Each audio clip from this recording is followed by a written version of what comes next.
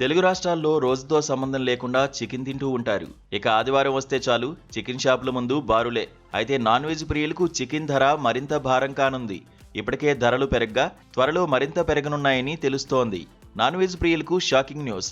Chicken ధరలు ఒక్కసారిగా పెరిగాయి. త్వరలో క్రిస్మస్, న్యూ ఇయర్, సంక్రాంతి పండుగలు వస్తుండటంతో ధరలు భారీగా పెరుగుతున్నాయి. వరుస పండుగలు వస్తుండడమే చికెన్ ధరల పెరుగుదలకు కారణంగా చెబుతున్నారు.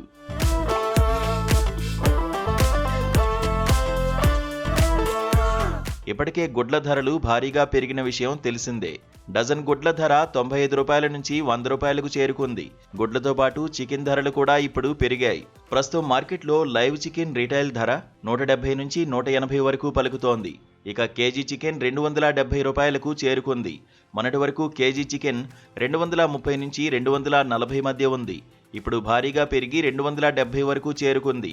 దీంతోపాటు గుడ్ల ధరలు కూడా పెరగడంతో సామాన్యుల జేబుకు చిల్లులు తప్పడం లేదు. ఆదివారం వస్తే చాలు చికెన్ షాపుల ముందు బారులు కడతారు.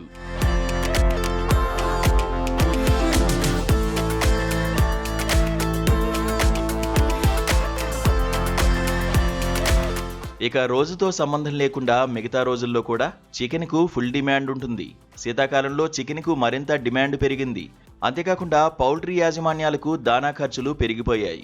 వీటితో పాటు త్వరలో పండుగలు వస్తుండటంతో ఇప్పటి నుంచే భారీ స్థాయిలో కోళ్లు వివిధ ప్రాంతాలకు సరఫరా అవుతున్నాయి.